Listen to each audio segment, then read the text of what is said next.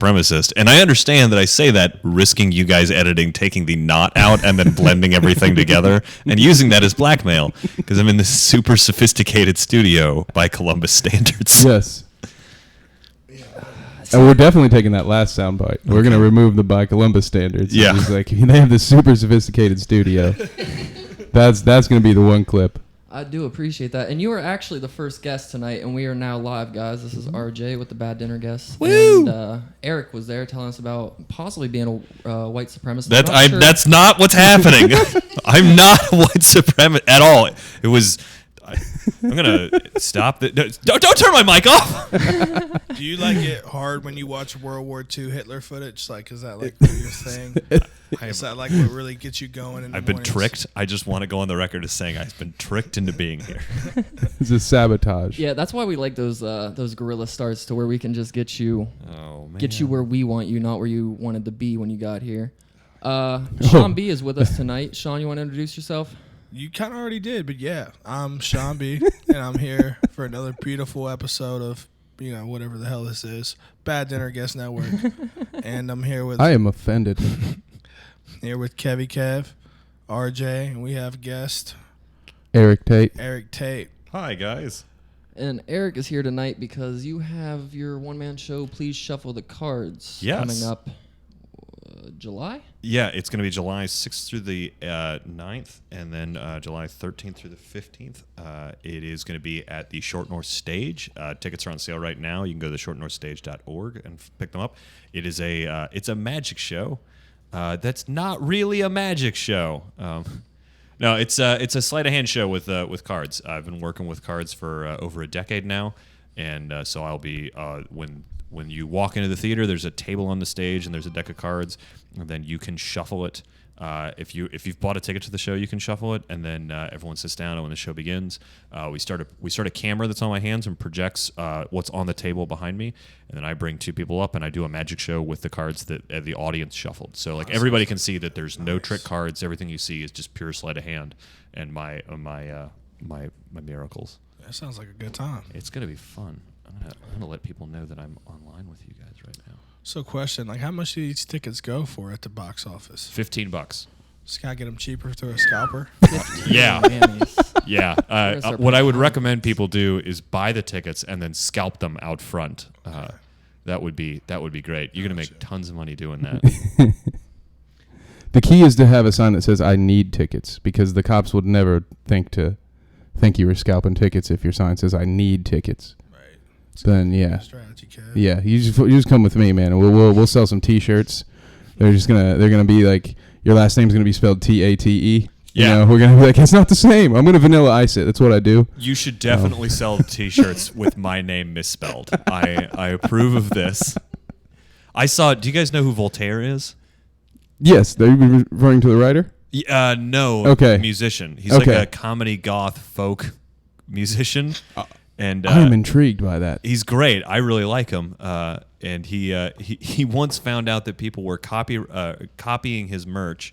This was like a factory in China, but they were doing such a good job that he ended up going to the factory in China being like, I want to buy the knockoffs of my merch and sell them as my merch. And I own one of his knockoffs, like Dead Eat Bears. It's great. That's awesome. Dude. Yeah. Yeah, that's a real triumphant story there. Like, he comes there, so now they're one of his now he gets his merch through them. Yeah, now he just buys knockoffs of his own merch. And that's why I don't believe in copyright law, because that is a tale to tell you why copyright law is horseshit. I believe heavily in copyright law.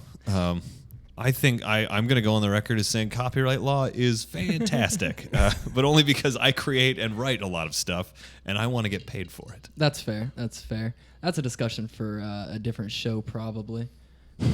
I would, maybe not. I don't know.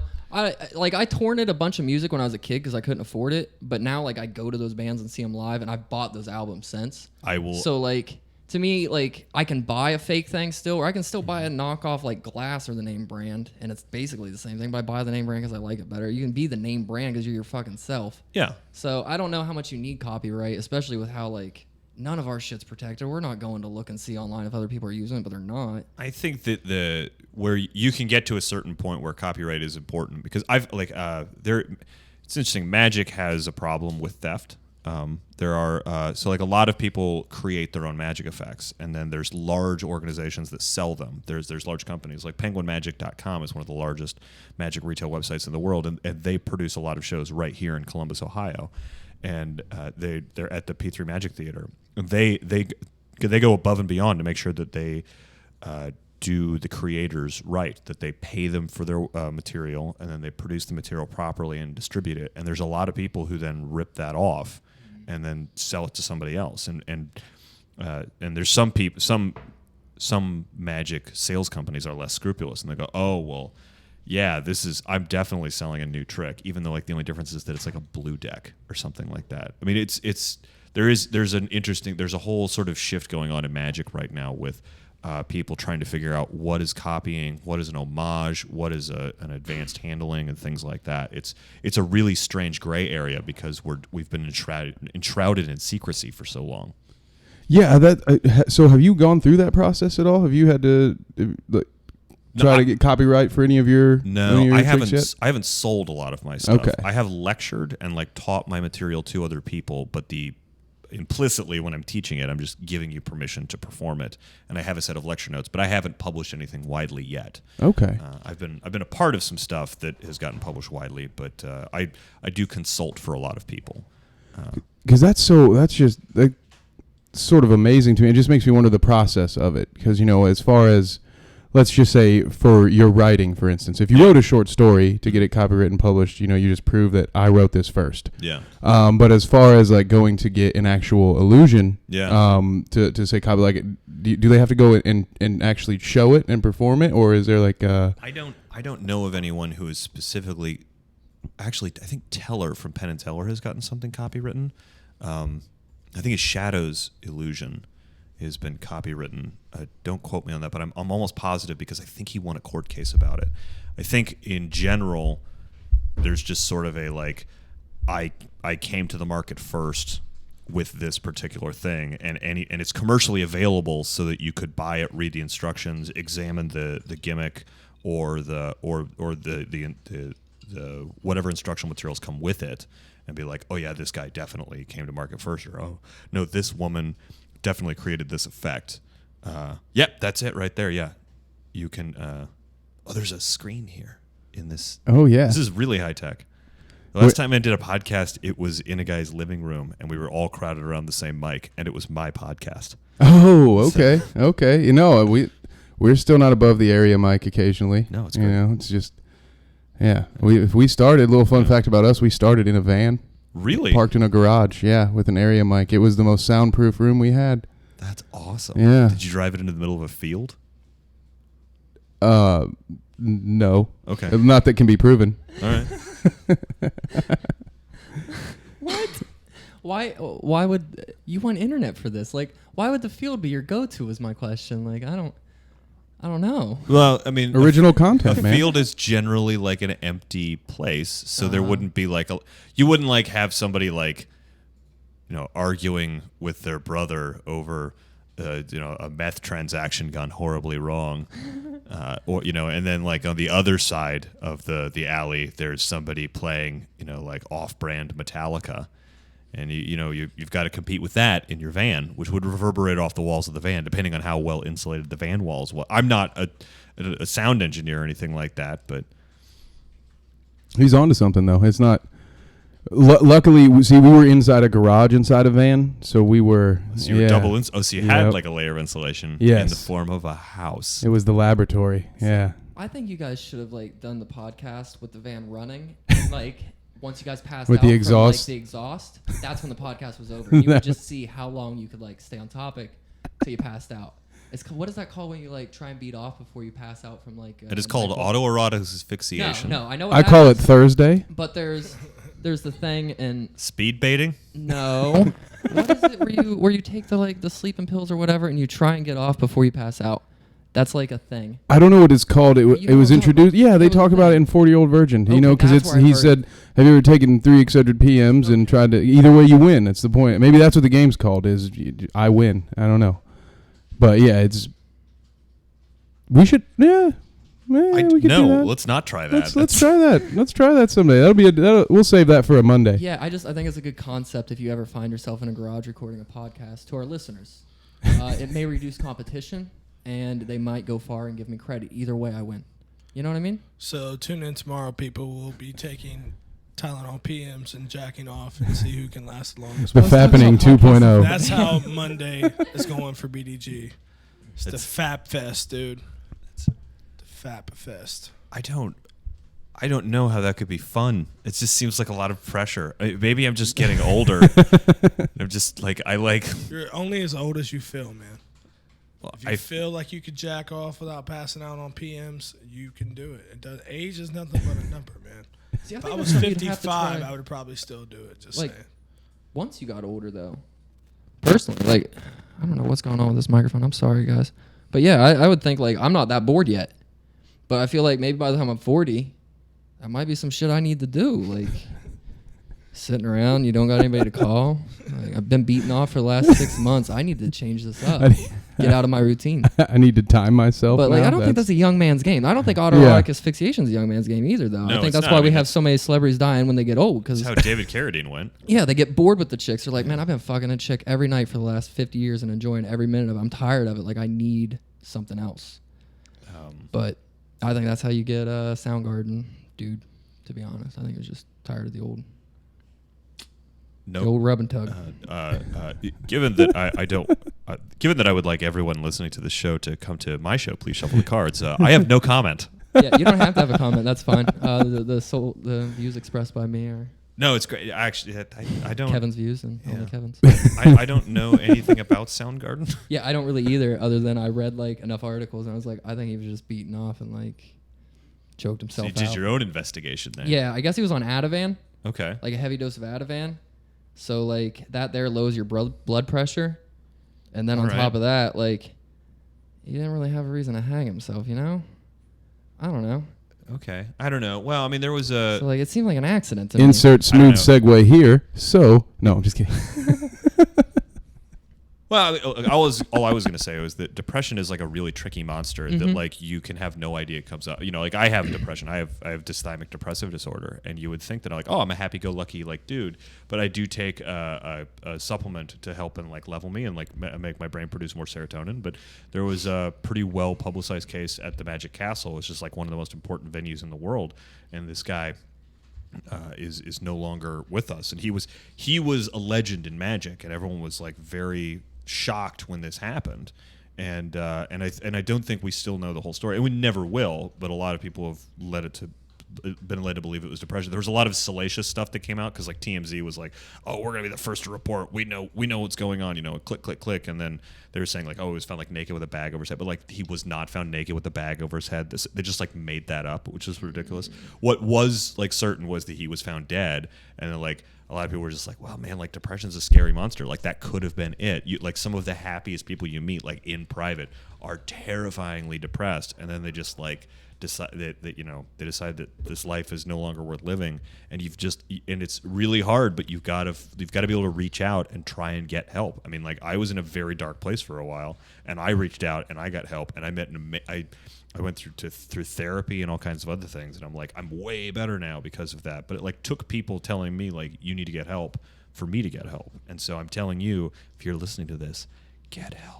Yeah, I don't want to minimize like suicidal no. behavior, thoughts, or tendencies. Like half It of our very network could be. exists because of that. I apologize to the listeners for my microphone issues here, but no, I just thought that case there in general was a little bit odd. Like Robin Williams would be somebody that I don't think Yeah. was like trying to beat off. Oh no. Like he was He, definitely. like, he found out he had some sort of neurological disorder. That I think it was Alzheimer's. I think he was like going into really? Alzheimer's, and yeah. Well, that brings up a different conversation to me, though. Like, if you know you're getting ready to go downhill, or maybe he started seeing symptoms that the public hadn't seen, maybe you're just like, I don't want that ride. Who if you knows? see that often enough, like, there's cancer patients out there that seek out if my brain's starting to turn to mush, do I really want to get to the point where I'm not even like cognizant enough to like not make that decision anymore? It's a very strange and unusual area of ethics, and that is really, really tough to go down. I was in philosophy in college, and we had an ethics professor who sat on the board. He was an ethicist for the hospital, and he would throw all kinds of like crazy hypothetical situations, and then like 1 in 10 you'd be like, how, this is nuts, and he'd be like, well, I had to decide this yesterday. So you're just like, wow, how do you choose these kinds of things? It's nuts. I mean, it's all a very strange. Life is not as black and white as we want, but hey, let's talk about something fun. So there we go. I'm going to take some notes from you. I am terrible at segues, and I really liked that one. Hey, you Shyamalan'd me just now. There we go. That's what I do. And I like it. So we're only 10 minutes in, guys. I don't know. I'm not worried. Let's keep going. Just plow through this. Yeah. That's what I always do. that was Sean B's mantra. It's actually written right above his bedroom door. Let's plow through this. As he hits it when he walks out of his room every day like he's a Notre Dame football player. Plow like a champion today. That needs to be real. That really does. We need to put that. It should be to me on the outside of his door for when he walks in, though. To me. Yeah, so you got to get in the zone. Yeah, for sure. I've been turning down the wrong microphone for you. Go figure. Hey, just. He's It's just a our fun time. temporary sound. Yeah. Just click the mute guys, button. Bad Dinner Guest is actually hiring right now. We're looking for an audio tech. An intern? An intern. I don't yeah, know why you guys call yourselves back dinner guests. You guys all seem delightful. Like I would have any of you, like not over to In my the house. first 10 minutes, we've talked about depression, autoerotic asphyxiation, and I've defamed Soundgarden. Yeah. And That's why. This is one of the longest episodes we've gone without talking about butt stuff. So good to know. Yeah. Good to know. So we're setting records all over the place here. Hey, this is what I do. I come in, I shake things up, I challenge normative ideas. And if butt stuff is a normative idea here, I'm here to challenge He's it. here to tear down the establishment, Yeah. even if it is butt stuff. We appreciate you. Eric, what do you talk about on Please Shuffle the Cards? Is there a political statement to it? Is it all fun? It's mostly it's sort of a demonstration of skill because I don't really believe in magic, and I don't. As a magician, that's probably a good place to start, actually. Well, I think that there is. I remember when I was very young in magic, and people would be like, "Oh, like don't let them know that it's not real magic. You want to." Like you want to keep them in suspense and mystery, and sort of as I've gotten deeper into this, and maybe because my background before I got into magic was I was as a juggler, and so I sort of view all magic as juggling. Like if you look at me manipulating a deck of cards, if you knew what goes on behind it, you would really think of me as just like a juggler who keeps track of 52 balls. But my deck has balls. 2 jokers in it, so it's 54 balls, which is even more impressive. Ooh, extra balls. So I kind of get sad that we're not allowed to talk about like the secrets in magic, and rightfully so, because it's some people think it's less entertaining when you know the secret, but I would argue that some of the best magic I've seen, once I learned the secret, I was just like, that is so much cooler than actually watching it. There's like if you think about I can take this coin right here, and I can vanish it, right? So that it's like totally gone, right? But the movements required to do that are less than a fraction of an inch, right? So I can, in a fraction of an inch, my hands actually move to produce the coin back, right? But that's a solid object. But that's hundreds of thousandths of an inch that my fingers are moving to make that illusion perfect. That to me is more amazing than the answer is magic. I mean, like that. I mean, it's just, what we do is so much cooler than just like saying like, oh, he's got powers. Like I don't. I think that the dedication and skill that some of the world's best magicians have displayed, to get to what they can do, is way cooler than any other explanation. So the real explanation is just as cool as not knowing how it works. And like I get like people like look at a magician, they're like, oh, I hate magic because I don't know how it works. Well, it's like and that's part of the reason people hate magicians is because magic is deeply rooted in this in people pretending that they had powers to have real power over other people. Like the oldest magic trick that we know of is tearing the head off of a duck and then putting the head back on the duck, and then the duck being alive. And this is something that Egyptian shamans would do. Like the high priest would do this as a demonstration of their connection to Ra or whoever the god was. And you can go back to the hieroglyphs of this. And this is a fake power they're demonstrating to gain real power over dumb people who are just like, you can't really put the head back on a duck and make it come to life, right? And so I think with my show, I'm just kind of like, I've worked really hard on this stuff, and I want to share it with you because I think that this is fun and cool. And I actually do like some like poker demonstrations. Okay. And I'm just like, this is how you could theoretically cheat at cards. I don't reveal what I'm doing, but I do sort of like poke fun at the whole idea that like it's real magic. Like there's a big section in the show where I talk about the Mandela effect because there's like 30 minutes where I'm displaying something that is clearly happening. And then I say, what do you remember? And they describe it, and then I can clearly demonstrate that it is a totally different situation. Okay. So and without giving away too much of the show, I basically get the audience to believe that we could be in a dual reality situation. Okay, so you don't disprove, because at first I thought it sounded like you were disproving the Mandela effect, but it's kind of, it goes to... Yeah. That's intriguing to me. Yeah, I just like this could be the Mandela effect.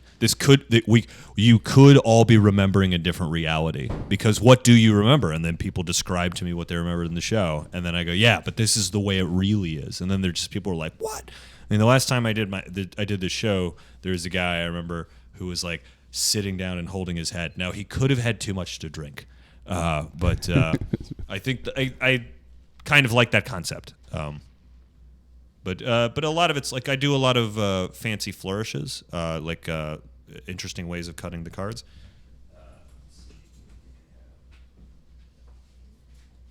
There's actually going to be a video coming out soon that shows a lot of this. But I got really... If you want, I can take one right now. Sure, if you want. Let's do it.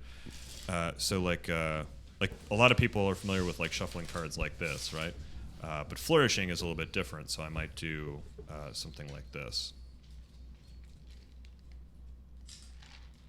Ooh.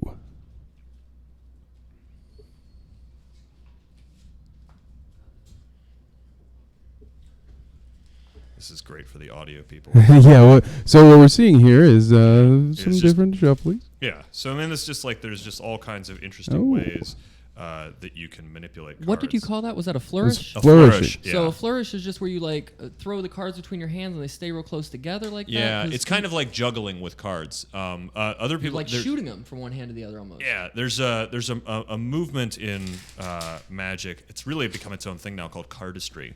And this would technically be cardistry, where it's like it's just art. Or like if you're shuffling with one hand or something like that. Yeah, there's no purpose to this, to being able to do this. It's just that it makes it look cool. And I imagine if you're playing poker with someone in that sense, it's a little intimidating. You know, if you saw the second Sin City, that was like how you knew Joseph Gordon-Levitt was good at poker because he could shuffle the cards with either hand. He's ambidextrous. So it's like, oh, God, he must be great at playing cards. Yeah. But no, it's just he can shuffle. But because I don't present myself as having powers, I'm just like, everything I do is skill. It doesn't matter. I can do almost anything you want me to with a regular deck of cards, but I'm not like, oh, look how powerful and mysterious I am. I don't mind including this kind of stuff in my show. Okay. There's a lot of magicians who wouldn't, and I think that they have very good reasons, but that's just not how I present myself. And so I'm fine with doing a lot of these things. And I think there's more of a growing movement towards guys my age who are just like, yeah, this is a skill. This is not a secret that I can hide from. Because if you see a magic trick, you could learn how to do it online if you had $50. I mean, it's almost any magic trick you could learn for $50. Is that they have it kind of in a locked away in a database that way? It's a retail industry. It's like nothing. It's like anything else. You know, I mean, there's a tremendous amount of there's a high barrier for entry because you do have to learn the skills to present it well. Because I could teach you a magic trick now, and then you could go outside and do it, and then a guy would be like, yeah, this is all you did. That's not magic. Yeah. But to present it well is something that takes work on. And a lot of the work that I do in my show is very high-end sleight of hand. And I'll just give you an example. Go ahead and shuffle those. Go ahead and mix them so I couldn't know what they were. All right. So right now you're actually going to do a magic trick in front of us then? Is that what's happening? Yeah, it won't play well on the audio, but No, I was trying to fill them in as a narrator here. So Kevin's just shuffling the cards for you. And I'm not very good. So No, we're going to go one more you can time. do a Yeah, that's bridge, fine. which Ooh, is I like, got- No, that's that's the great. only thing I can do with the deck of cards. and I think that we can Samesies. agree that there's no way that I could know what the order of these cards were. Absolutely. So you shuffled them. I just shuffled them 3 Unless times. you were a witch. Unless I was a witch, but we've already established that I'm not. So, but so you do you play poker? I do. You do? Okay. Not very well. Not very well. Yeah, I lose money a lot. So, but finding those would be good. Oh, a couple of aces right there. Yeah. Wow. Okay. Yeah, that's All right. So he's pulled out ace of spades, ace of hearts. yeah. But if we were playing blackjack though, you would have 17's not bad. You know. Yeah, I have blackjack. Oh. So that's just a just a skill thing. So you just pulled out the exact cards you wanted there? Yeah. Is that what just happened? So Yeah. you just out of a deck that I watched Kevin shuffle put out an ace and king Yeah, and then an ace and 6. yeah. But we didn't. When did you get the chance? I guess. Just while I was shuffling. That's the part that's Yeah. because I'm seeing as you shuffle in a different way. You kind of break it into 3 little piles, but I've watched you, and that's the part where I'm trying to figure out.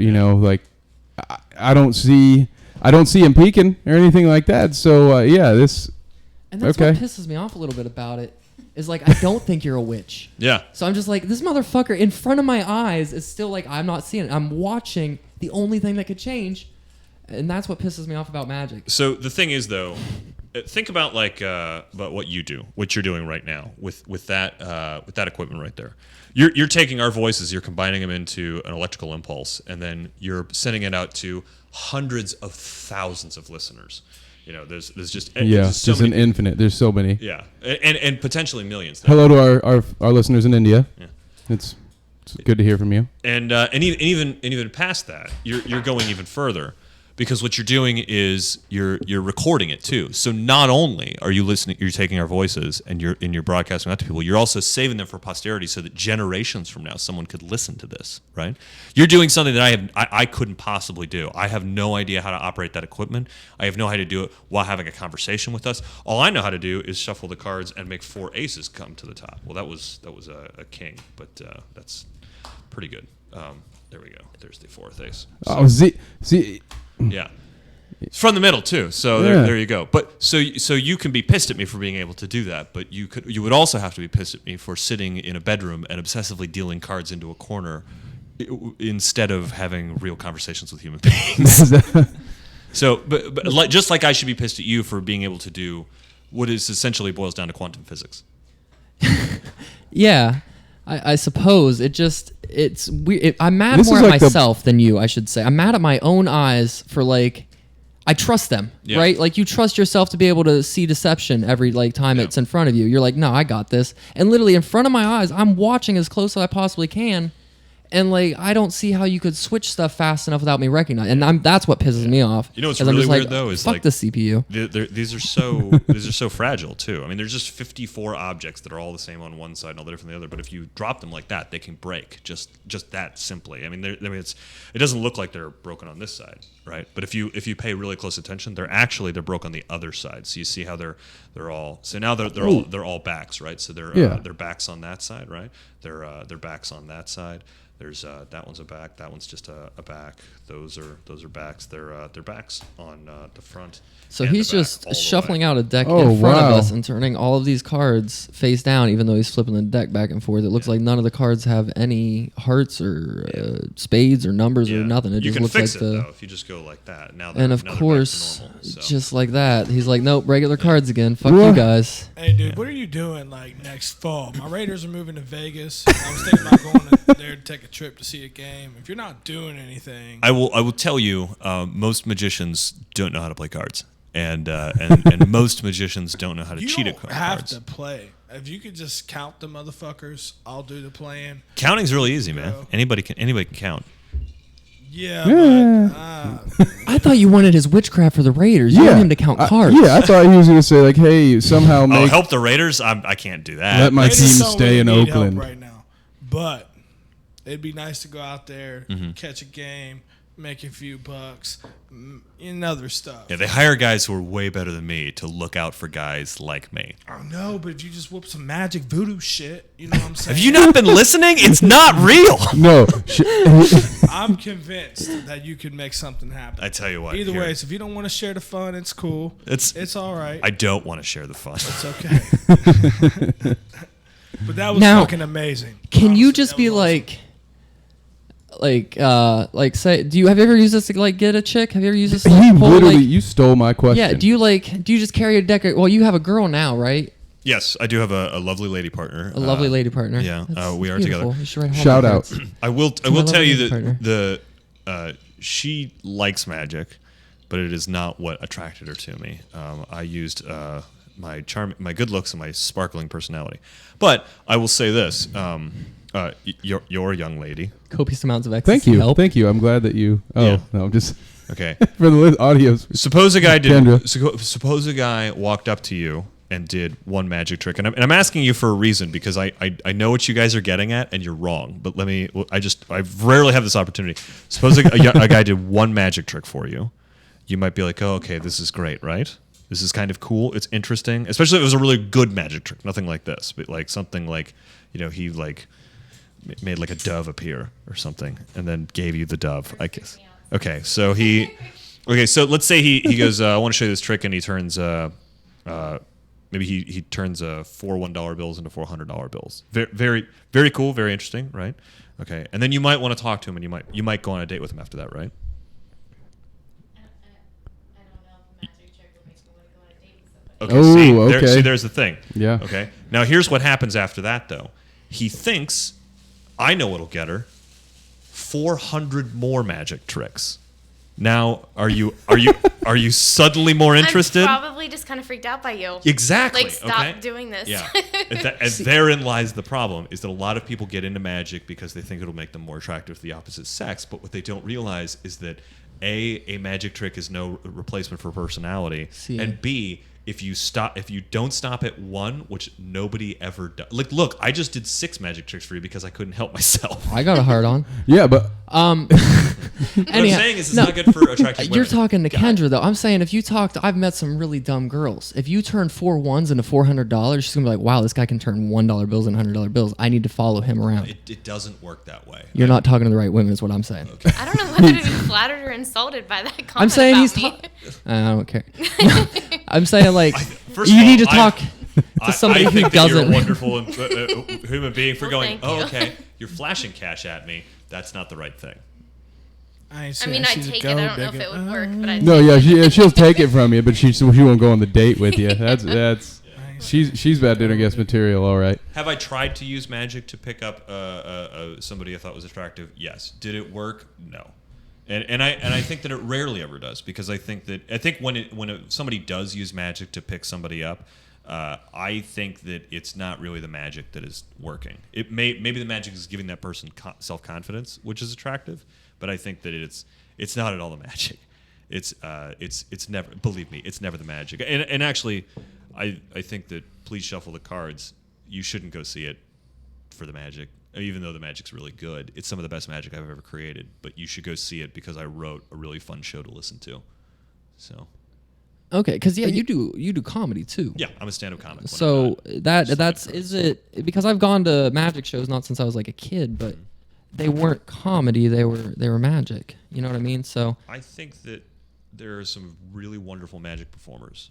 I think that there are also some really wonderful magic technicians who are good at doing magic, but they are not fun to watch. And I think that it sort of gets back to that, like, picking somebody up with magic, is that in order to be a good performer, I think one of the key things is self-confidence. I mean, you look at some of the best comedians in the world, and they're really self-confident people, even though they may talk about their inadequacies and their insecurities. When it comes to being on stage, they're in their element, and they're very comfortable up there, and there's a lot of power in that confidence. you never want to go see somebody who's like, I don't want to be in the spotlight. And I think it's the same for magic. I think that, but being a performer is really important. And I don't even remember what the question was. There's a lot of bad magic out there, but there's a lot of good magic too. So you just got to know to look for it. The as far as the stand up goes, because I think what he was talking about was that a lot of the magicians he's seen don't throw the comedy in. Now, like, is that like a recurring? Is that a trend? Is that like? Do you find yourself in sort of a niche right now? Is that something other? Yes. Yes and no. I think that there's a lot of bad comedy magic out there. There's just very little good comedy magic, and I think it's because, and I think it was Alan Ackerman who said this, is that the problem is that magic is fundamentally about telling a lie to somebody, and comedy is fundamentally about telling the truth to somebody. And telling a lie to somebody while telling them the truth is an incredibly difficult task. And the other portion of that is that if you are a really good magician, you want to have that aha moment where you do the miracle and everyone's like, whoa. But as a comedian, you want to get that laugh moment. It's like, ha ha. But it's really hard to go aha and ha ha at the same time. So it's really hard to mix them well. So you have to learn to do one and then the other. And I think a lot of comedy magicians have a problem in that they do them together. And it's impossible to do them together. So you have to learn how to do one and then the other, but in quick succession so that it seems like a good show. Mr. Tait, yes, question for you real quick. Yeah. How old were you when you started doing magic? I think I was like 18, 19. Okay, so you started kind of late, compared to... Yeah, I think I had like a magic kit when I was a kid, but I didn't get really serious into it until I was at the Comedy Barn. Is that when you decided this is what I want to do in my life? Like, this is where I'm going? First I was like, I'm going to be a professional juggler, which is this is like the second dumbest thing I've ever said. Because nobody is a professional juggler. That's the bar for number one really high, and I have no talents at all. Yeah. But, yeah, I don't know. Professional juggler is just, this mic is god awful. We got to fix whatever's going on here. I think we just have different definitions of the term professional. Because to me, the first time someone pays you $200 to go juggle, even if it's at their kid's birthday, I'm like, yo, dude's a professional juggler, man. It is what it is. It for real. Yeah. You put that on a business card, I'll believe it. You say, hey, people pay me to juggle. I'll be like, hey, that's a professional juggler. Like, because to me, that's no more laughable than saying, hey, this dude over here makes $80 million to put a basket in a hoop. And then a bunch of other people make tennis shoes and they put his name on it, and you know what I'm saying? Not to just completely change the subject, but that is my big problem with sports, is that a lot of people, at the end of the day, like, their self-worth is based on the ability of a millionaire to slap a rubber disc into a small net. Hey, dude, watch your mouth. Okay? Watch your mouth. We like sports in this house. I'm not really opposed to sports. I just don't like, and I think some of it's fun. Like, I've been to sports matches, and I like the shout. I like shouting at sports is what I like doing. But I just I don't understand the self-worth aspect of it. Like, people getting into fights over who was better, and I'm just like, why would you come to blows over that? Like, let's fight them for their money. That's really not what the fights happen over. The fights really happen over alcohol. Okay, that's the big thing. Yep. I've never seen a fight at a baseball game where the people were sober. Okay. Yeah. That's a good point. They're normally wasted. Yeah. And they're just either in a good mood or a really bad mood. Mm-hmm. And it could be a combination. You could have one of these people who's in a good mood because their team's winning, and you got somebody who's in a bad mood. Doesn't mix well. Yeah. That's how the fight starts. It's not that, Kevin's a Cubs fan and I'm an Indians fan. Yeah. So I'm automatically going to fight him in a game. No, it's some stuff happens. Alcohol's involved, maybe some other drugs. The only disagreement I would say there is Manchester United fans. Yes. They'll fight anybody for any reason. You have a point, but that's a totally different. Those soccer fans. Yeah, that's not what we're talking about. No, but I concede your point though. Over you've never seen a fight that come to blows without alcohol involved. True. That I haven't yet to see. I will just say that as much as I am absolutely a sports fan, Shawn, I've talked to you about this before. I agree with Eric, whereas one of the negative sides, we're glorifying a bunch of grown men for doing stuff that really it's there to promote team building stuff in children, right? Mm-hmm. Like, that's what, And the other thing is that it promotes that tribalism. That But is here's that the whole thing. sort of like divide and conquer. Like when you have a guy who's like, I'm going to fight you because I'm from Kansas City and you like the Denver Broncos. You know, I have a love hate with part sports. of it they relate with though, because like football was designed. The reason why it caught on in America is because like people we've talked about this on the show before, but like the reason it caught on is because people were afraid that because their kids were allowed to be intellectual instead of being tough, or we weren't fighting wars as often, so they were like, our kids are gonna be pussies. Like they're not gonna know how to kill somebody. They're not gonna know how to fight. They got it too easy. They just study and then they got desk jobs, or now they got tools to harvest shit. So it's a little easier for them. So that's why they started promoting football, and that's one of the reasons it got big was to kind of promote that. And then it got turned into now it's a team building exercise. But Joe fuck that wants to fight no matter what, he's going to turn it into I fucking hate the Raiders, so I'm gonna fight a Raiders fan that's getting mouthy today. fair. Come get So it, like Joe. everybody's going to like steer it where they want. I just think it's really easy to stare it into that like that tribalistic kind of bullshit. Yeah. And that's like an outlet that's overplayed as it is. That's one of the reasons I kind of like UFC though. It's because it's a little bit hard to be tribalistic with it because it's a constant flow of people in and out. Yeah. You know what I mean? And it's easy to get behind the biggest, strongest guy because he's our leader now. Yeah, but He can take that guy's sandwich. but nobody. Yes. Yeah, for sure. But I feel like it gives. That's one of the few sports that like gives people that mindset of a rotating. I want to focus on somebody like getting better, and people will look forward to lesser people fighting. Like other lesser people because it's a match skill set and they want to just see the competition. Yeah, so they that's appreciate that kind of stuff. Okay. And you're looking for that kind of thing in the fights. Whereas with the sports, you're like, where's LeBron going? Or I fuck LeBron. He left the Cavaliers. You know what I mean? Yeah. So it's more of that. I like that kind of wiring as opposed to this. They're from this city or I really, If I'm watching That kind a of fight, thing. I prefer to watch a bum fight.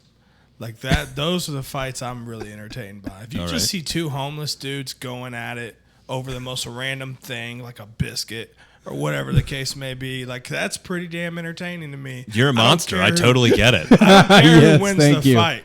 You know what I'm saying? And like I don't care. I just want to see two homeless dudes beat the shit out of each other. 'Cause that's what gets me going in the mornings. I will say I am not a fan of bum fights, but I do like the down and dirty brawl that you're after. So I kind of prefer like the Juggalo, like wrestling There we go. championships. Okay, yeah, backyard wrestling. kind Yeah, of where stuff. they're where you're just like the winner gets this half-empty can of Fago, and they're like, "Yeah, I'm gonna rip his face off." Better be Because moon then like they have homes to go to and jobs to get to the next morning, but that half-empty can of Fago is more important. Yeah. Yeah, no, the bum fight thing, like the reason I didn't like it is because like these were people that were like literally just like, yeah, I guess I'll fight for that $50 because I'm homeless and schizophrenic. You know what I'd rather see two CEOs have to fist fight to like the loser gets fired.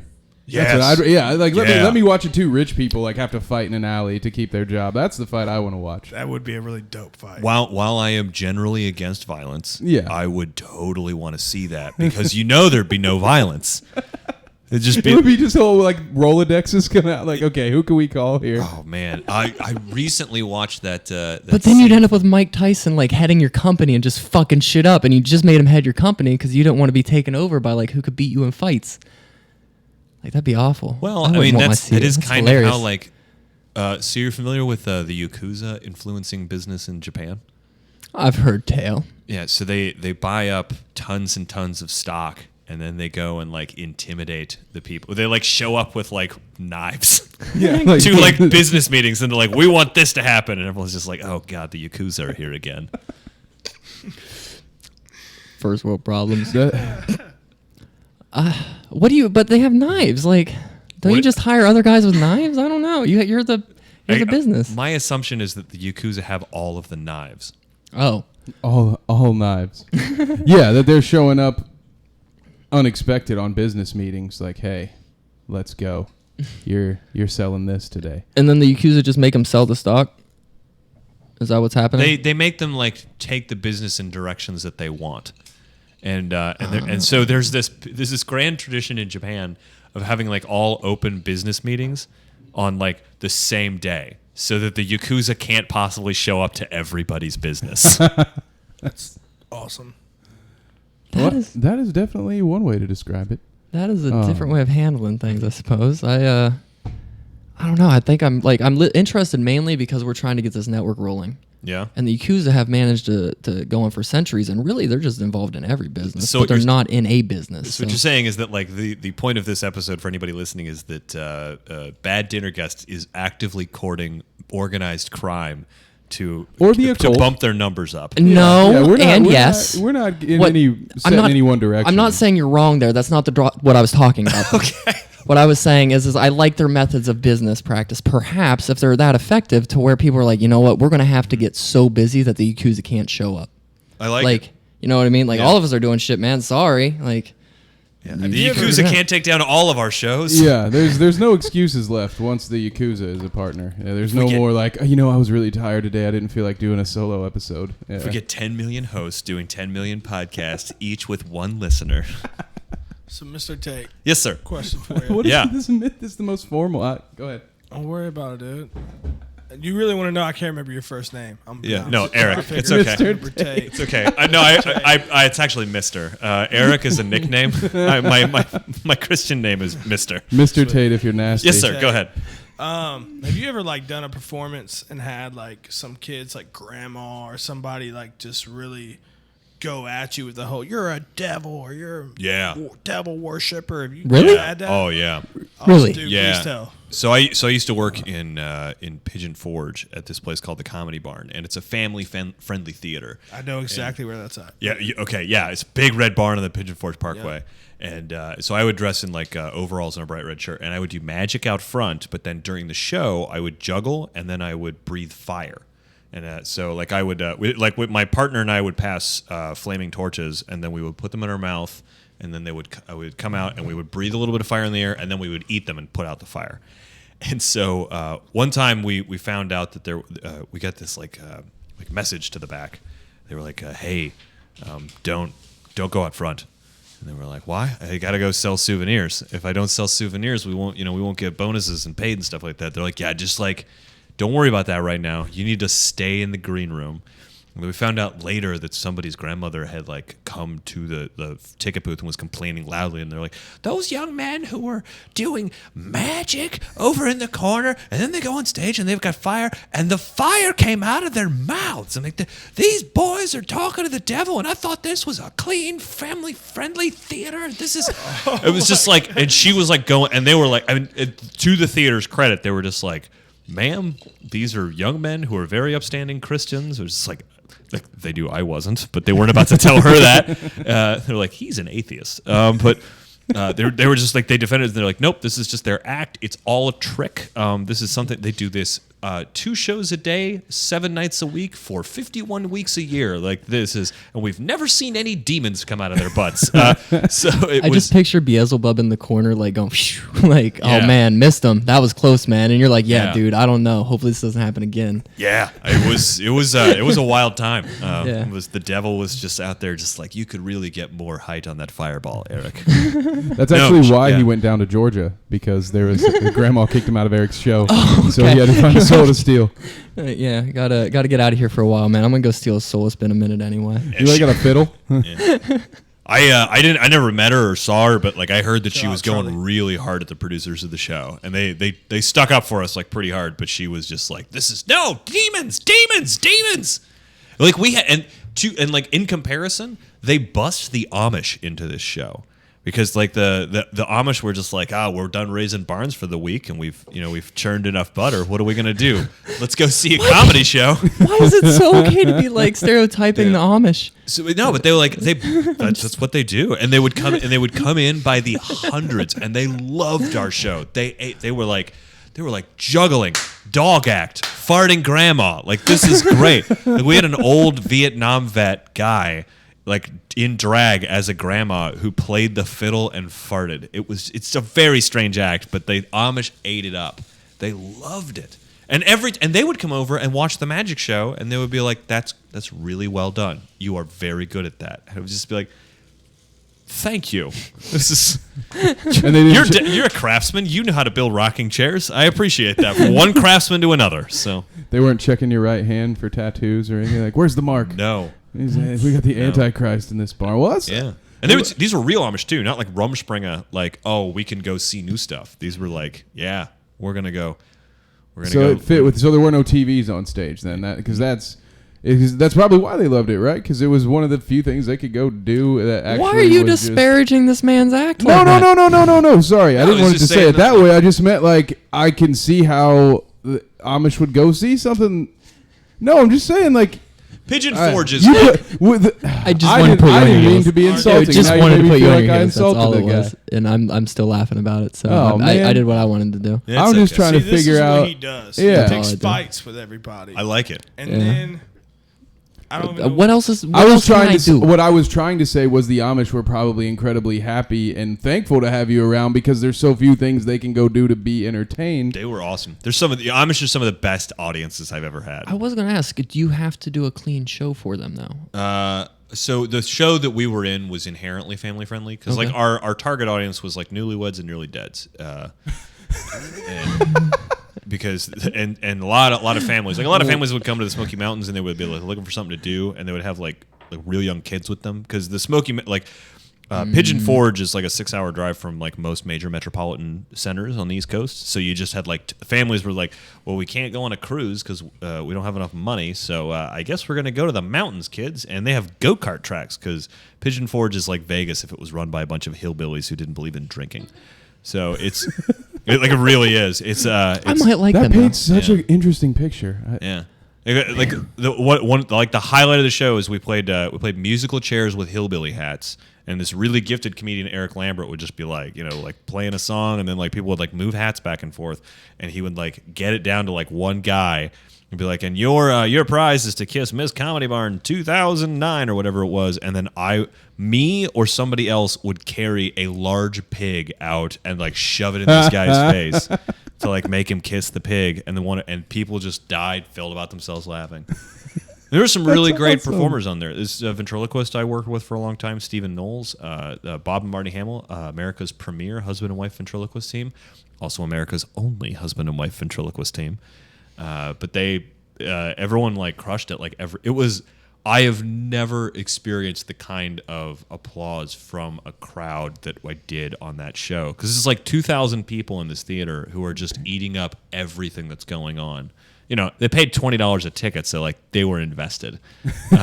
It's kind of like shooting fish in a barrel. But we did some weird. I did an act where I was like in an elf costume, but my hands were through these through the legs of the costume, and so I had shoes on my hands, and then it had like a stuffed hands that looked like they were like holding a sack over their shoulder, and the rest of my body is in the sack. So it's like this little elf. It's like this little tiny, like 2.5 foot tall elf with my giant head. And then we would like go like this and like drag our bodies out onto the stage. It was me and another guy. And then we would hop up onto a box and then like do a quick sketch. I'd be like, we're Christmas elves. And then we're just like, and then like I got to scratch my ear. So I'm like scratching my ear with my foot. And he's like, wow, you're flexible. And I'm like, yeah, I know. I'm an elf. And it was just like really, really messed up stuff. It's just like now that I'm with the sketch comedy group Monday Night Live, I look back at some of the stuff I do with what I did with the Comedy Art. I'm just like, wow, that was really messed up. That was really strange. Is there any video of that elf one? I think I might have some floating around somewhere. My mom just brought a bunch of stuff from her basement because I bought a house in December, and so now she's like, "Oh, you have a basement now." So Here's all your stuff. yeah, it's like my girlfriend and I bought a house together, and she was like, "Okay, this can live in Name your dropper. basement now." So what? Oh, I just called you a name dropper. Oh So, yeah, my girlfriend. Yeah, I just have a girlfriend now in the house. It's not a Yeah, big deal, so- guys. Yeah. Yeah, but I think I found some Comedy Barn VHS tapes. I don't own a VCR. I do. You do? Yep, we're gonna have a Did you special. guys just become Can best we- friends? Can we screen share? That's like the Can we new travel back age. in time and find a way to screen share what we That's watched those on the friendship VCR? bracelets. Oh yeah. Mr. The Tate, VCR. Yes, sir. who do you think would win in a fist fight between a magician and a ventriloquist? Probably the magician. Who do you think has? Can I- You know it's can I 2 on argue? 1? Yeah. The ventriloquist has props.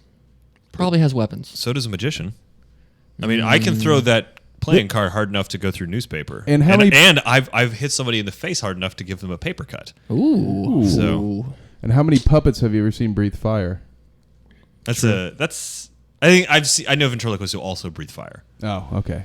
That's a very I was good. trying to be that's on your team. I think, but most ventriloquists are That's much a crowd larger pleaser. than magicians. I think, like, because they do care, like because the props is a good point because they pick up the puppet, and those puppets are not light. So like they've probably got like better upper body strength. So like we might be able to like dodge and like weave, we might have like a speed advantage, but they might have like a power advantage. So as long as we didn't like go down in the first two, that's a good. I would pay to see a fight between a magician and a ventriloquist. Now that you see that, I know I said I was anti-violence earlier, but I would want to see that fight.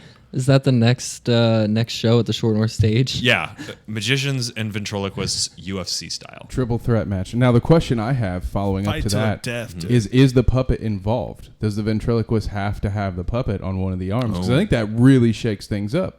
Yeah, because then if he tries to hit with that hand, like most of those puppets' heads are healed with foam, so it's like hitting with a boxing glove. Yeah, it's a real disadvantage, and it's But if heavy. you know It's gonna going be into it- on the strong arm, probably, right? I imagine most ventriloquists use their good arm. Yeah. Yeah, This is a good question. Like if Jeff Dunham and David Copperfield got into a fight, because those are arguably the two guys at the top of those games. yep. Jeff Dunham versus David Copperfield in a UFC cage match. Copperfield is not allowed to use the fire tornado, and Dunham is not allowed to use. Ahmed. I wasn't gonna go there, but That's the only puppet I can remember. I was gonna That and say the I was grandpa. gonna say the old man just The old- because like Walter. because Walter. Walter's knows like I think Walter is a wooden head puppet, so I feel like he would be like a blunt object. I Jeff think Dunham Walter versus would who? kick some ass, personally, dude. I think I he love would, like- Walter. Yeah, dude, that's probably my favorite puppet. What's the? Yeah, I think you. What's the purple puppet? The one that yells at him all the time. Zaboomafoo? That I think that should be the one he has to use. Yeah, with the 'cause green it's hair. soft. Yeah, I don't know what its name is, but it's like it's a weird looking puppet. Truly. I got. I think we have a secondary venture. You know, a different. We need to start on our free time just promoting these Variety Act variety- UFC fights. Variety fights. Yeah. And next up, the human blockhead versus the guy who lays down on a bed of glass. We could have like a bearded lady fight. You know, so versus some. You know what I mean? Just like, yeah, we could go all different kind of routes. Shawn B versus Newt Dogg. That's gonna be one of the pre-card fights. And now your main event. I gotta say, The just Fiji looking at them, mermaid versus. I think that's a fair fight. That Yeah. is putting that up, yeah. The jalapeno, I think, would be deadly. Oh yeah, because he could use it like a spear. Well, but you see, I went against Ahmed not knowing if that was all paper mache, but thinking I had the same. Your thought process behind Walter was my same behind Ahmed. I was like, Yeah. oh, that's probably the most solid puppet he has. It's a skeleton. Yeah. So he probably can't use that one Yeah. to be like a club. That's why I went with the purple guy. See, he's a soft. Yeah, I think we're answering the real questions here today. Yeah. This is what we're all about. This is a true journalism that we look for. Yeah. We're all about digging deep. Who would win in a fight? Well, you Jeff know, Dunham or David Copperfield? it's a question you didn't ask until tonight. I'm going to bring this to Danny on the next trip, Dubs. We actually have I occasionally do a podcast with a friend where this is all we do. Yeah. Is we go through who would win scenarios. All right, I'm Yeah. down for that. I would play. The best one. So the best one we've had so far was Emperor Palpatine gets dropped in the United States. Does he, with nothing but the clothes on his back, can he take over the United States government? So who wins, America or Emperor Palpatine? Emperor Palpatine every Yeah, time. Every time. Every time. Yep. There's no way he doesn't win. Just I threw that one just to say, like, it's not just like who would win in a fist fight. Like, so we try to throw out, Yeah. just like random scenarios. I mean, if a bag of mangy tabby cats that is like full of Rit dye can become our president, then surely. Oh, I thought this was a contender. I thought you were going to be like a bag of mangy like kittens verse, and I was like, I'm in. No. I was describing the current. Scorpions, bees, what's that up? was the best, Yeah. hands down, the best description of the current president I've ever heard. Can I? A bag of mangy tabby cats full of Rit dye. It's just, yeah. Thank you. Yeah. That's beautiful. So we can put you on the But, record. for that. God bless him. So, That's what were we even talking about now? It doesn't even matter. okay, I will say one thing about him, and then I will move on. 6 people on his HIV advisory council resigned because they were like, we don't think he cares. And it's just like, if the HIV people are used to being shoved aside. Like as a they're used to being like, yeah, we'll raise money for you, and with presidents, in the context of presidents, they're used to being like, okay, we'll pay you some lip service. We'll just yes, HIV is a bad thing. We definitely need to put money for it. Okay, let's go drop bombs on strange people now. Yeah. But they were just like, he really doesn't. Like the other ones were just like, yeah, we knew they didn't care, but they paid us lip service. He really doesn't care. We have to leave now. So, all right, let's go back to who would win in a fight. He's just So wait, who doesn't Donald Trump care about?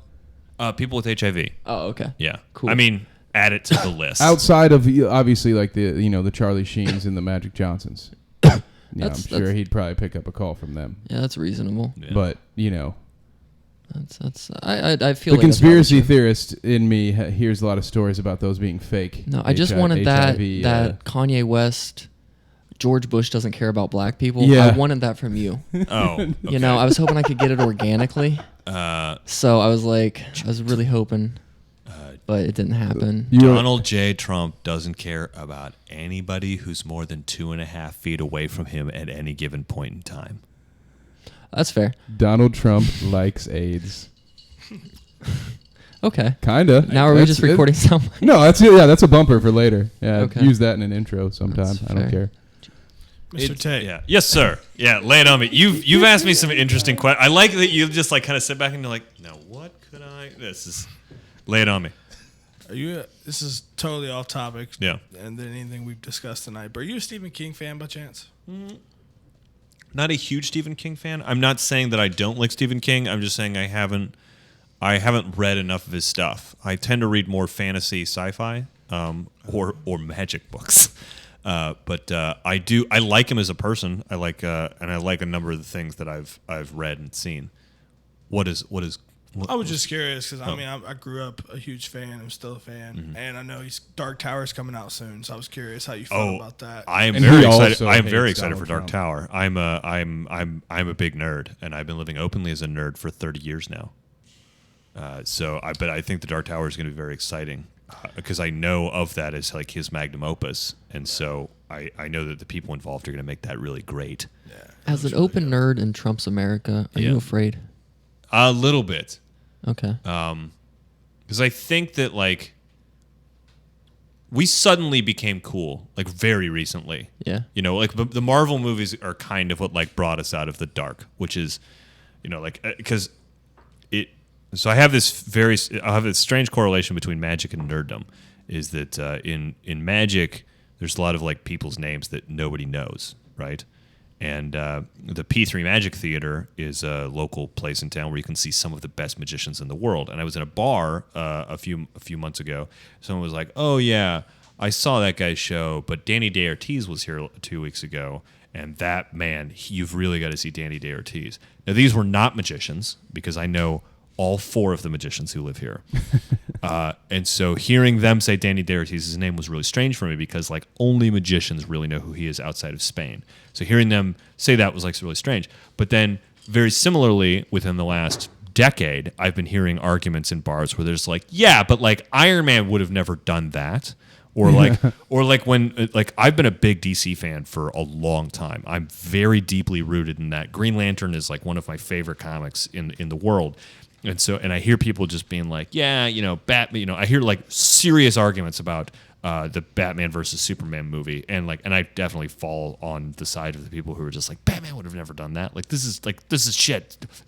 Lock Zack Snyder in the closet. Lock Zack Snyder in the closet. Keep him away from our superhero movies, damn it. And I get nervous now that a lot of the stuff that made it possible for like nerds to be cool again. Like apps are awesome, you know. I mean, like to hear a presidential candidate stand up there and reduce the concept of security in like unlocking an iPhone to something as simple as like, well, if they don't do it, we should just boycott Apple. And it's like, no, like the San Bernardino shooters when like the FBI was like, hey, like Apple, we need this, and Apple was like, we can't do this because you could put at risk everybody's phone, and not just like the 4 guys, not just the people in this coffee shop, but like the U.S. government could be in trouble unless you guys have your own, unless everybody has their own proprietary phones. And to hear him sort of reduce that to something makes me go, I'm really nervous that we're just everything is going to shift backwards because there's such a reductionist view now of not just like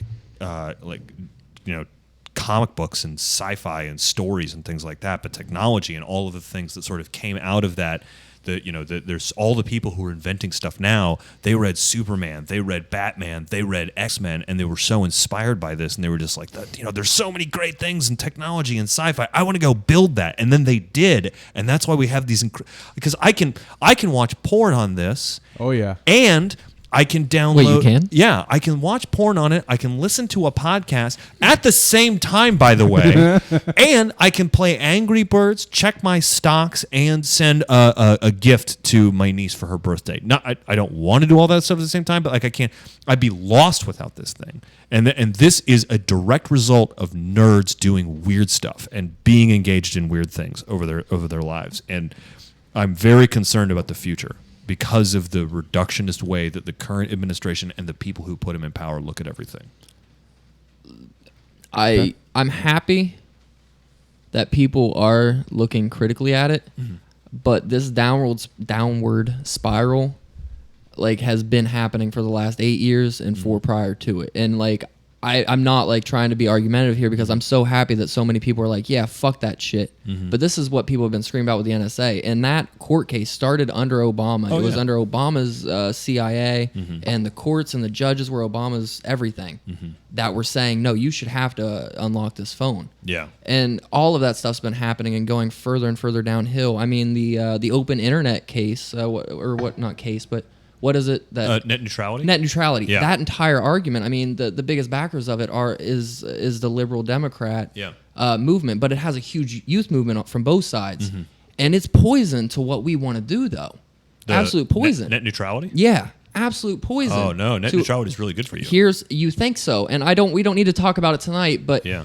I'm going to get my mouthpiece out. So I genuinely want to hear, because you're the first podcast type guy who's ever said the government has almost no fingers in the honey right now. None whatsoever. They are fighting tooth and nail to find their way into the internet. The Silk Road was kind of a way into it, but it didn't really work for them the way they wanted it to. This here is them literally getting to pick who runs the things, who's declared a business or a typical user. This is them being able to then do basically what the FCC did to television. So now you get to break it up as a government-ran commodity. And the problem, the thing now that's happening is all of this growth that's happened. Are you talking about bandwidth or like net neutrality? Net neutrality, because what it is the use of bandwidth, and it's saying that these companies have to. It's saying that the government gets to say these companies have to pay more for their bandwidth instead of letting a company allow it. And you don't really need that mechanism. But what it's saying is that the government has the right to interfere in this. And they did it with the phone companies. And then what happened was there was a monopoly set up with the phone companies to where now basic phone service was unaffordable for a lot of fucking people. Yeah. And those kind of monopolies, what the move is for the net neutrality is what I'm getting at. The reason it's poison is because it's backed by those corporations. And you don't see that because they're doing it under the guise of, no, Netflix should have to pay more, or no, you want this or that. And what it really is, and the reason the backing and the finance is even there for this to happen, is because there's corporations that want it to happen. So now, instead of Time Warner getting to say who's billed for the internet based on consumer use, Netflix gets to say, per se, who gets the optimal use of bandwidth, that kind of thing there. And then they can also set their own caps, and then they can start regulating you because you're a media company. And now you get different titles, and now you get certifications, and now you get licenses, and now you get all these other regulations that just aren't there right now. Because as soon as you start labeling people, you have to put all that in. And when you start putting all that in, that's when you get into the little things, those earmarks. So I think government has a pretty important role in net neutrality in making it truly neutral, and being able to step. So like where I think that so if Comcast were to go to Netflix and was like, you're making a lot of money off these people, if you want to get it there faster over our version of your Netflix, like the government should be able to step in and say, don't do that. It should just be everybody has access to it. Why? Why? Because what that does, though, is what I'm saying, and I'm sorry to cut you off, no, but one whiskey Coke will do that. But why should you and I have inflated rates because the government said no, Netflix shouldn't pay more for something they're using more of? The government gets to say no, Netflix, they're equal access. We want everybody to be able to use this. So, we can't make them pay more. And the only thing that's going to do, because that infrastructure has to be there, and you can look it up, how much data is actually used by Very few companies over the entire infrastructure that exists. Why shouldn't they? I'll tell you why. why. Should we? Okay. I'll tell you why is because if you let that happen, then because Comcast is not just a provider. I think if you said to me that if you said to me that Netflix should have to pay more because they are using more bandwidth, I would be fine with that. The problem is that Comcast also offers services like Netflix. Because Comcast is a provider, but Right. their business model is so much larger. Here's the thing, though. Yeah. You don't have to go through. If Comcast blocked out Netflix because they're two separate businesses, that still doesn't benefit them. Because now you have a shit ton of consumers that are like, we only had you because we watch Netflix. We use our phones for most of our data. We literally only had you to watch Netflix. We're going to go to AT&T. And there's 6 different internet companies you can go to. And the only reason that's not possible, though, because the infrastructure is not there. The only reason, that's what I was going to get to next. The only reason the infrastructure isn't there is because of the kind of monopolization that happens in the background with getting certified to have lines ran through these neighborhoods. And everything that comes with that. And there's only limited amounts of licenses for no fucking reason. It's stupid expensive to get into the market. Providing internet isn't that difficult. And there's a bunch of providers in internet that nobody knows about that goes through radio waves. And the only reason they do that is because it's not as heavily regulated within communities and zoning enforcement. But if that zoning enforcement wasn't there, these people could run lines. But the infrastructure required to get internet from one place to another, like that actually is cut up by the companies themselves. You know, like Comcast and Time Warner were trying to merge not so long ago, and they were saying, oh, it's not going to be a problem for the consumer because we don't compete with because Time Warner isn't in Pennsylvania or something like that, but we are in Michigan, and vice versa. We're not. Well, that wasn't a government thing. That was those two companies saying, "Well, Comcast is not strong here, so I'm going to go build infrastructure there." I'm saying it's way more complicated than just that. But I think if there wasn't zoning enforcement, those things grew at different rates or the same rate and took over and then locked it down. Is what I'm saying. They did the same thing they're trying to do with net neutrality on a local level until they took over those markets, and now they had each other locked out with legislation that made it too hard to bring your infrastructure into the market that they had no problem bringing into those markets. Those companies are still expanding where they have that either free room or where they've legislated themselves as the only option. And that's what happened there. And that's why they needed that merger, because they'd basically been like, we can't expand anymore. We've made it too difficult to. Then I would say to you that true net neutrality would be two things. One, you can't modulate anybody's speed. 2, you can't you can't determine who is going to build infrastructure where. I think it should be a two-pronged attack then. I think you should not limit Comcast from going into all states, and you should not limit Time Warner from going into all states. And whoever builds a better infrastructure faster can win that game. And then you can go back and deal with them then. Yeah, that would be what I'd say. The second part completely, 100%. But not being able to modulate speed, you would knock out entire industries. You'd knock out cell phone networking. You would knock out satellite internet networking. You would knock out so many internet industries that exist. I mean, even our internet now gets modulated if you hit so many gigabytes, just because of the sheer cost of running that kind of network. Like if you say you can't modulate speeds. What you're talking about, though, modulating, you're talking about data load.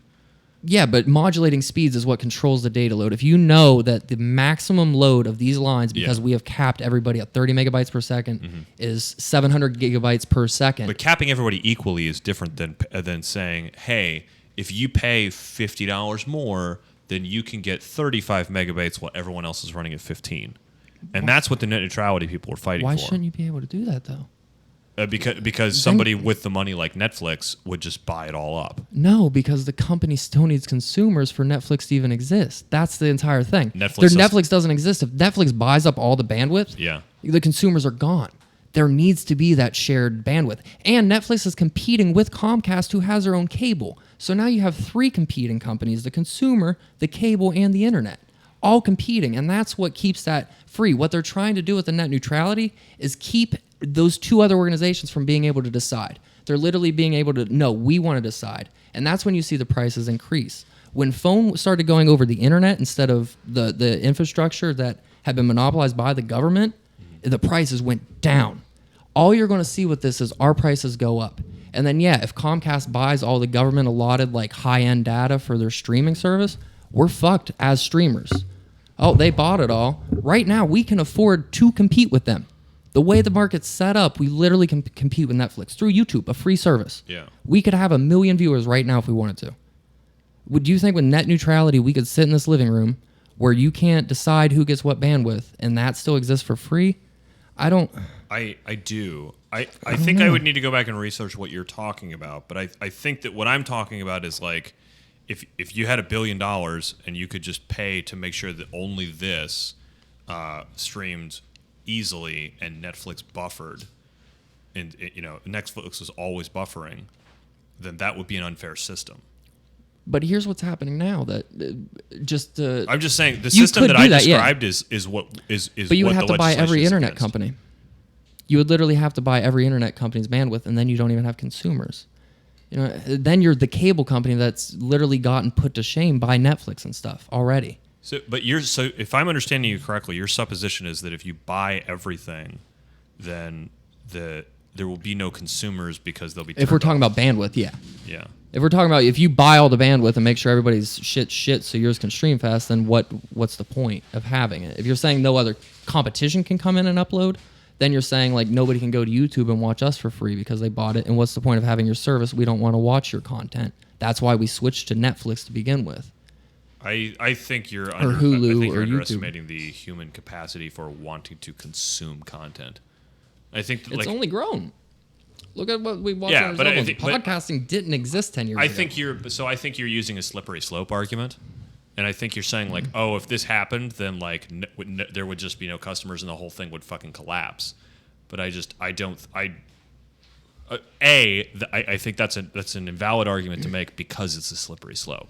Because because that's not going to happen, right? Because if you end up in that situation, so if you're saying it has happened though, is what I'm saying. It happened with the phone.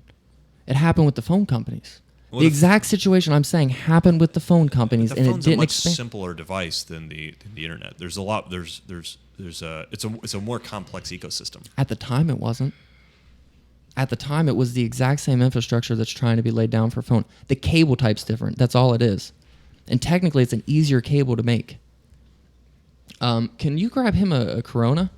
We don't mind just making Yes, a sausage sir. on there. Just. I, But RJ that's loves to play So with the sausage thing, on what here. I'm getting at now is, it is a slippery slope. That's what I'm saying. It's happened before. The only reason like it's even a debate on the back of the table is because they're trying to get in there. There's a problem that doesn't exist right now with the way it is that they're saying could happen. And right now you have cable internet companies and other internet companies finding a way to put capacity for companies like Netflix and shit like that with no reason, like not being influenced by Netflix or the consumer. They're literally putting like data farms in with their servers to put Netflix content closer to you. So they download all this fucking Netflix content and then put it in Columbus instead of it having to stream from Netflix headquarters. And they didn't have to do that shit. They literally did it because the consumer wanted to stream Netflix faster. And that was something a consumer wanted. But But that's political ideology, just out of curiosity. Are you a libertarian?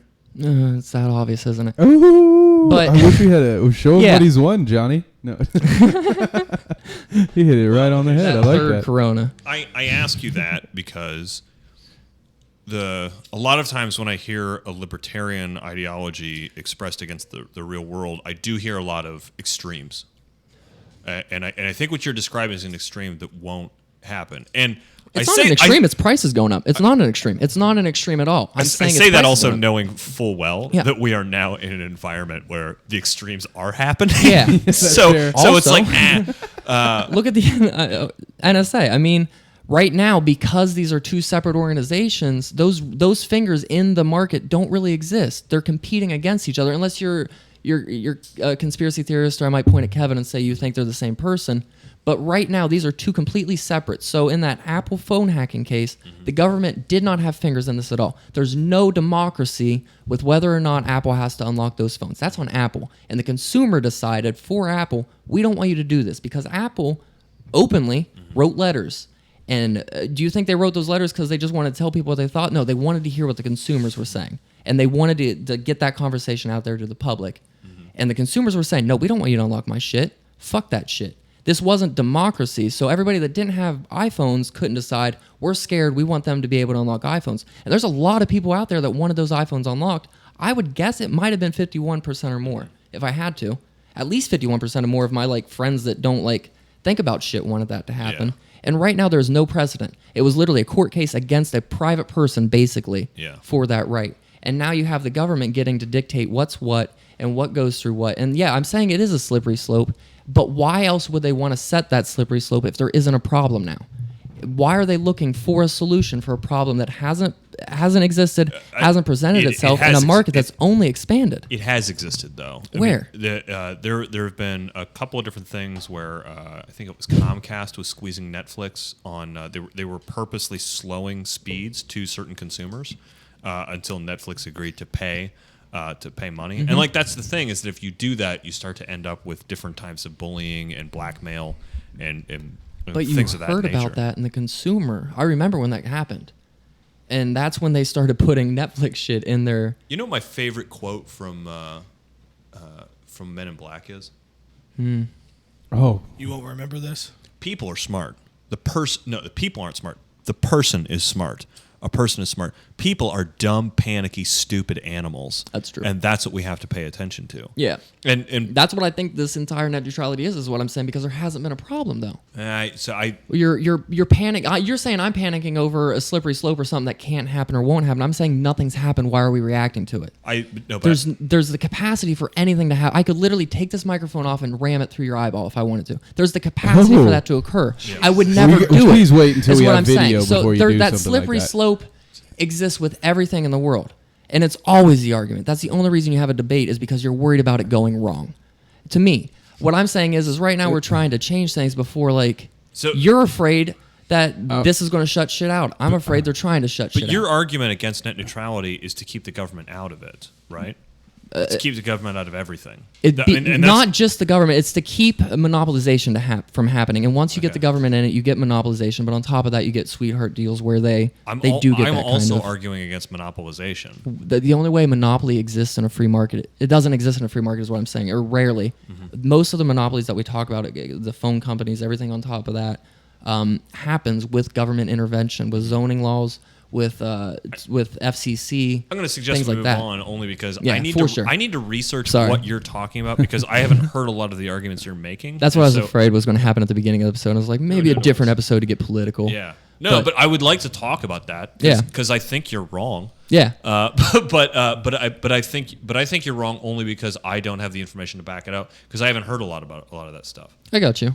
Yeah, for sure. Look into the different... I'll send you some monopolies to look into. I'll put them in the show notes since we've talked so much about this. And how if they we're start. going to play Monopoly, But, I call the thimble. Sweet. We should do that as a bad dinner, guys. Can we get back on your show to wrap this one up, though? Because Yeah. I want to talk a little bit more about... I did not mean for it to go down the rails Oh, like that. no, that's fine. I want to say really quickly Yeah. before we do go back in that direction, I will want to say, although it did go on a bit of a tangent, I kind of love that because we somehow managed to encompass the entire ideology of Bad Dinner Guests in one episode. Because the whole idea is obviously... I'm a delightful dinner we want to dinner have... guest. But the idea... But the Bad Dinner Guest is not like, oh, like we're rude and we fart on you. It's just like... So I was raised with an idea that there were certain conversations you can't have at dinner. Mm-hmm. And I believe that we have had almost every single one of those conversations tonight. Just about. Yeah. We didn't really get much From into religion in political this to like episode, sex. but- Yeah, the only thing we really left alone was religion, but we threw a couple of jabs at Christianity in there.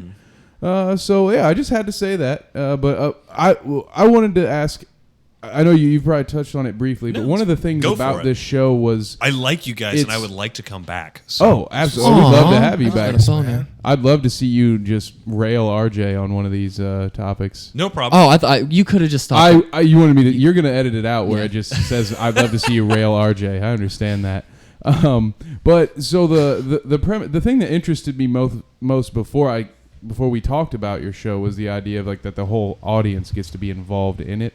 Oh yeah. So outside of so how are they involved, right? Like how Largely in that they shuffle the cards before the show happens, and then I don't want to give away too much. That's fair. But there is something that happens at the end of the show as a result of the audience shuffling the cards that could not happen without them shuffling the cards, and every show ends up different because of the way the audience shuffled the cards. okay, so they're in on the finale even when they come in. Yeah. That's- So yeah, from the very beginning of the show, when they walk in and they mix those cards, they change the end outcome of the show. and they change a lot of things that I have to do to get the show to that point. Do you sell a pass for like each edition of your show? Like, if you want to watch all of my shows pass, how much is that going to cost? No, because it's not that different.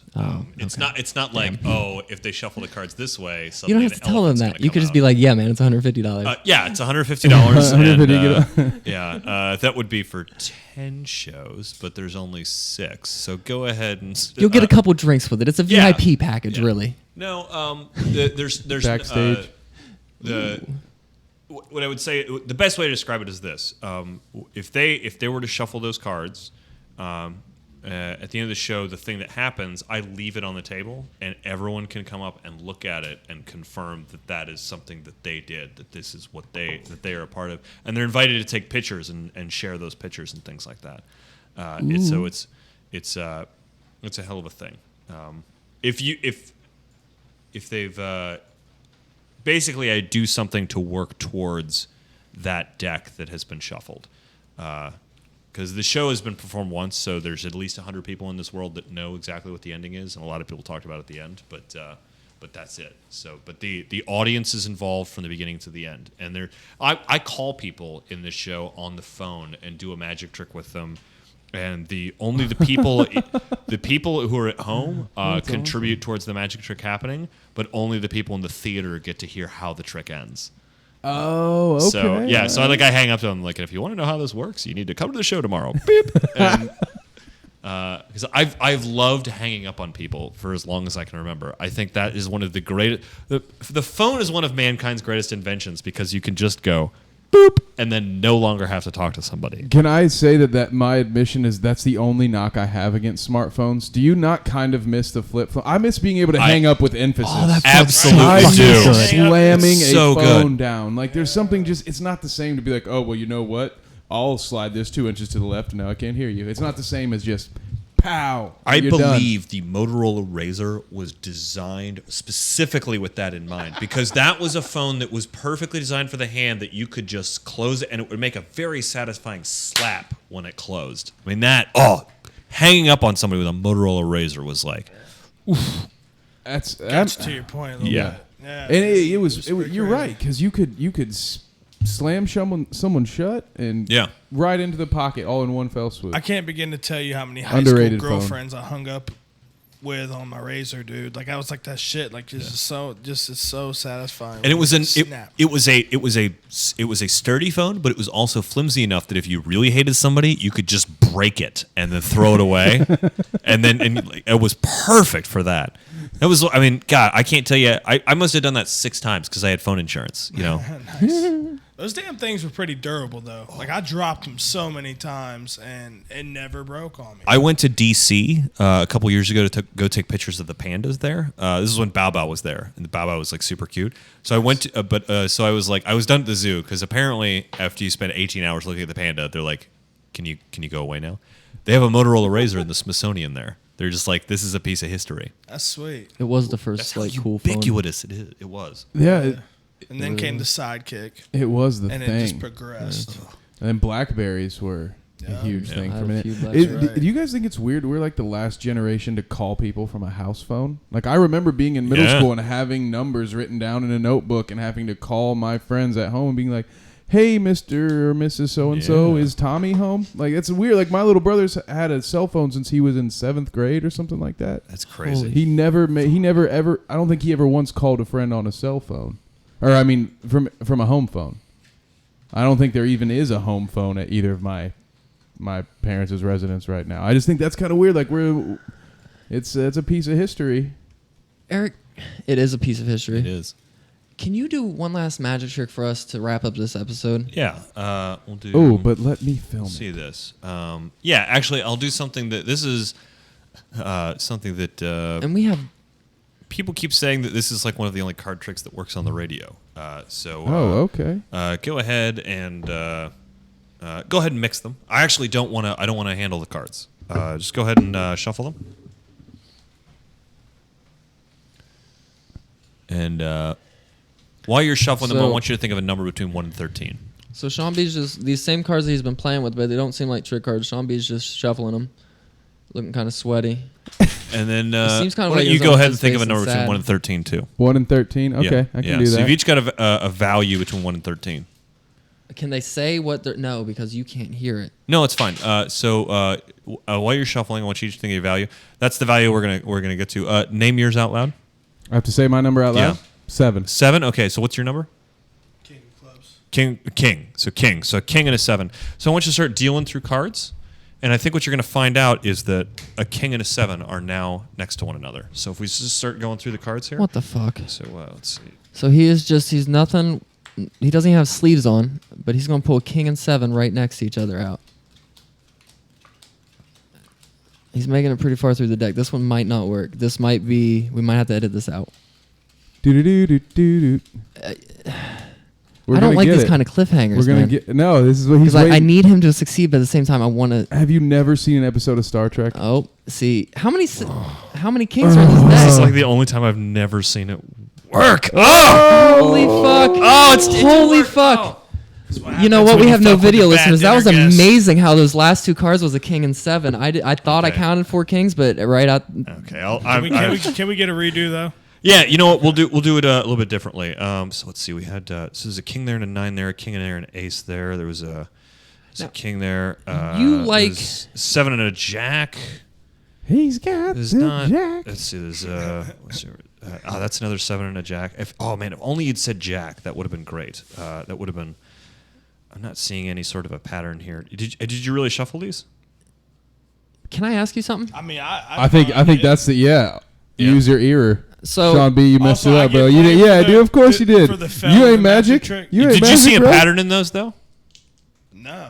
I didn't see. I- You didn't see how all the black cards were on one side and all the red cards were on the other. That's not.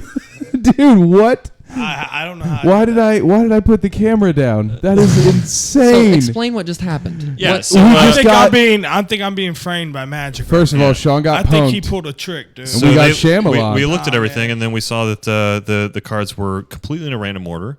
And then we can do this. We can shuffle the cards, so they go together Crazy. like that, right? Okay, so you're just I'm putting not these the best cards that he didn't shuffler, I shuffle will back admit it. together. Yeah. So I'm just putting it back That together, right? wasn't intended. Because if cards are are you familiar with oil and water? Like No, I've never heard of each. oh, Either one of those, or so whatever. if you put them together, right, they start to separate, right? Yeah. You could even do something like this, right? You could take about half the cards and you could spin them up like that, Oh, that's So you and, just- and you could spin them up like that, and then you could Nice. push them together so that they. I don't even know. So you can even see the 2 packets like perfectly coalesce, right?